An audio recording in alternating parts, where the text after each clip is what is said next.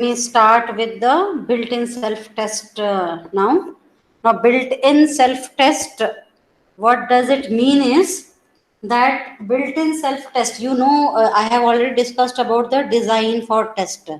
So design for test approaches, it relies on developing test vectors during design of a system and applying the vectors to the manufactured components to test them. We discussed about the scan design and boundary scan in the previous part. And what does that do? It improves the testability of component, but still there is a significant time overhead in shifting the test vectors in and results out of each component. So what is the solution? And we can't test the component in the full operating speed. That also is understood under the scan design and boundary scan. So what can be done is, to overcome these problems, we use built-in self-test, that is BIST, B-I-S-T, BIST technique. So this built-in self-test, what does it do? It involves adding test circuits that generate test pattern and analyze the output responses. And what is the advantage of BIST is? BIST advantage of BIST is that it can generate test vector at the full system speed.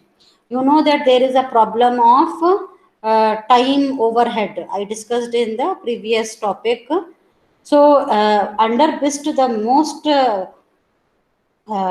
significant advantage is it can generate test vector at the full system speed, and it significantly reduces the time taken for test. Now, there are two main aspects under BIST implementation. Under designing the BIST implementation, there are two main aspects. Number one is how to generate the test pattern. And you know the test pattern should be generated in a way that all the possible patterns are generated. If we miss a specific one, we will not be able to test some part of the circuit or some path of the circuit. So that is why generating test pattern is important. And the second aspect is how to analyze this output response to determine whether it is correct or not. So I told you there are two aspects. Number one, how to generate the test pattern. Number two is how to analyze the output response to determine whether the output is correct or not.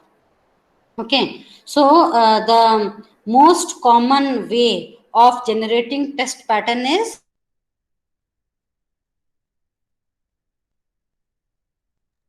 pseudo random test pattern generator. Means it will be a random test pattern, but it will take care that all the patterns are generated. Okay, so unlike true random sequences, pseudo random sequence can repeat from a given starting point, and this starting point from where it starts is called as seed. Okay, seed, S-E-E, seed. So we plan the starting point seed, and from there it will start its sequence. Okay, so this is called as pseudo random test pattern generator, which starts from a given starting point, that is called as seed. Okay, now pseudo random sequence can be readily generated with a simple hardware structure. Okay, we will be studying various hardware structure under this topic. And the hardware structure, the first one is linear feedback shift register, LFSR. Okay, linear feedback shift register. So what you can see in the screen is the linear feedback shift register. What does it do? It generates the sequence of 4-bit values. Okay, as you can see, four D flip flops are there, and you can see that only you are able to see four Q1 to Q4, four points you can see. Okay, so this is used to generate sequence of 4-bit values, and this sequence is initiated by presetting the flip flop at the test value of 1111, and that is called as the seed for this LFSR. What is LFSR? LFSR is linear feedback shift register. Why it is called as linear feedback shift register? Because linearly it is feeding back this one output, linear feedback shift register. Okay, so 111 is the initial thing, and now you can see the working of this circuit. Now what you can see, 111, all Q1 to Q4 is made as 111. What happens? This one feedbacks here and you get a 1 here, and this is also 1. So 1 and this is also 1. 1 and 1 with this XOR will give you a 0, and this 0 is outputted at Q2. So after 1 1 1 1, what you will get? You will get 1 0 1 1. So 1 0 1 1 you will get, and 1 0 1 1 you will get, and after that 1 0 1 1, next what you will get is again this 0 will be shifted right. So this will become what? 1001. 1001 it will become, and again this will be shifted till here, it will become 1000. Now what happens? You will get this 0 as a feedback. This 0 as a feedback you will get, and what you have here? You have here is a 1. So 1 and a 0. 1 and 0, what it will give you? 1 and 0 will give you a 1. So after this, you can see here 1000. What you get here is 1. Can you see here? You will get a 1 here. So now what will happen? This 1 will be shifted till the end like this. This 1 to the Q2, Q3, Q4 till last it will be shifted. Now what will happen? After this, this 1 is fed back along with Q1, which is a 0. So 1 and 0. 1 and 0, what you will get? You will get another 1. So you are getting a dissimilarity, no? So you are getting a 1. Now that will be shifted like this. Again, till where it will shift? Again you get a 1 here, and first one is 0, you will get a 1. So like this you will get till like this, and 0 triple 1, finally you will get 1 1 1 1. So what you can see, is it able to give you all the 15 possibilities of 4-bit number from 0000 to 1111, or if something is missing? If you see carefully, what you can see in this, one possibility is missing. And what is that? That is 0000. So 0000 is a missing part.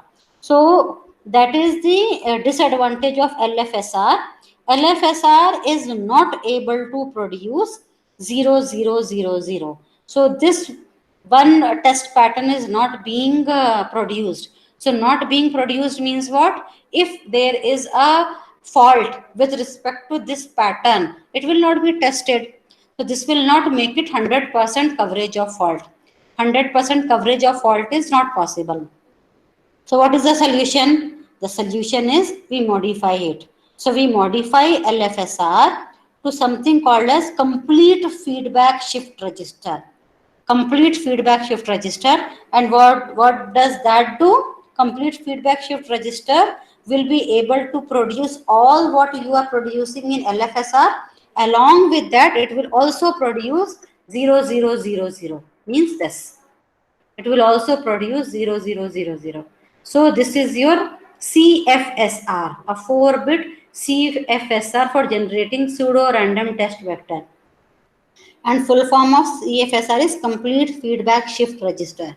So what you can see here apart from this XOR gate, you have another XOR gate here and a NAND gate here. So along with this, if you sit and realize this operation, you will see the feed is still 1111, but after your 0001, you are able to get 0000, and so you are able to get all the possible 16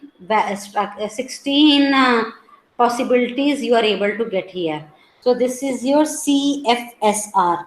Okay, so now CFSR is something, now because I am trying to explain you how you generate this test pattern, and these are generated in the uh, embedded system itself. That is why it is called as built-in self-test.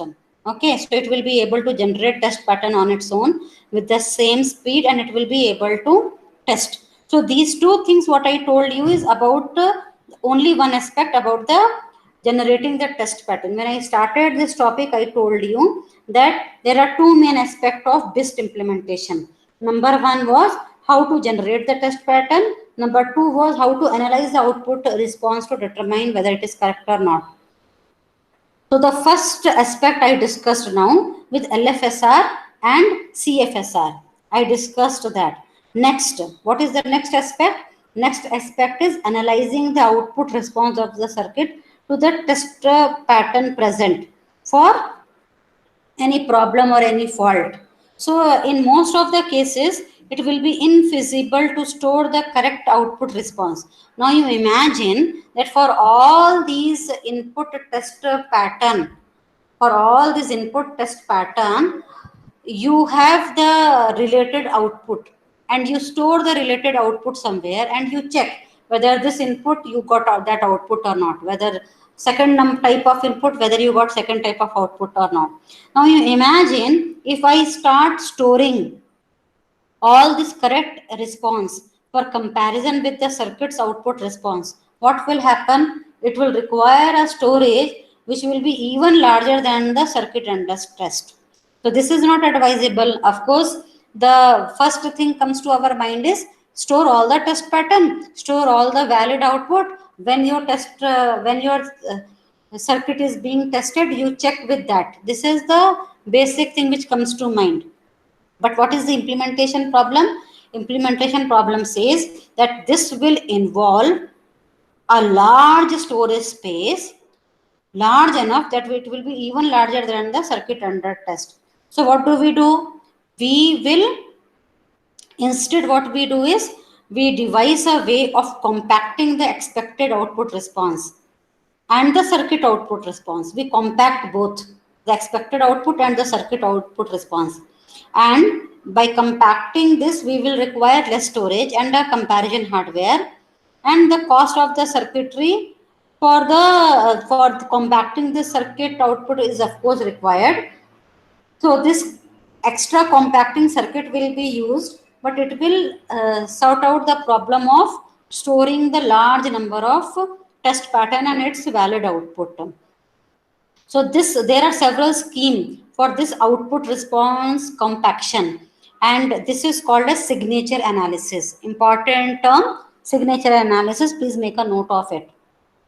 We do something which is called as signature analysis. Now, what do you mean by signature analysis? Signature analysis means we have a signature register. Signature register, what does it do? Signature register forms a summary which is called as signature, and it is a sequence of output response. Now, two sequences that differ slightly are likely to have different signature. For example, if specific output response should come, and the sequence of output response is called as signature, and if this sequence changes, it will have different signature. So we have something called as multiple input signature register, MISR, which is there on your screen. MISR, multiple input signature register. It will have 4 inputs from the circuit under test and 4-bit signature. So what you can see here, in the previous circuit you could see I had only this Q1, Q2, Q3, Q4, and after giving a seed value of 1111, we were not doing anything. It was itself generating this test pattern. Here what you have under MISR, that is your multiple input signature register, you have this D1, D2, D3, D4. So it has 4 inputs. Okay, it has 4 inputs from a circuit which is under test and a 4-bit signature. So what does it do? It uses the BIST for LFSR pattern generation. Okay, and the signature register for response analysis. Okay, so what does it do? It will simulate it, and whatever signature, whatever is stored, specific pattern, whatever is stored, is inputted from this D1, D2, D3, D4, and then it will be able to compare. So what does it do? It will understand the what do you say, sequence of the data. So signature means sequence of output responses. If I store all the output response, it is difficult, but we will take care of sequence of output response. Sequence of output response will be a sequence of output response will be stored as a signature register, and this signature register will be taking the values from this D1, D2, D3, D4. Okay, now as the sequence generated by LFSR is determined by the seed, which I have already told, and we can perform the simulation from that sequence of input values, that is that seed. Okay, we use the output values from the simulation to compute the expected signature. So this expected signature, and we save the signature for use during the test. Okay, so now under BIST, you are supposed to learn two test pattern generator, that is LFSR and CFSR, and you are supposed to learn one signature this signature analyzer, that is called as multiple input signature register. So these three things comes under built-in self-test. Okay, so built-in self-test completes here. Next we have non-technical issues. Okay, and non-technical issues are various other things which is also very much important for the purpose of embedded system design. So that we will see in the next part, the non-technical issues.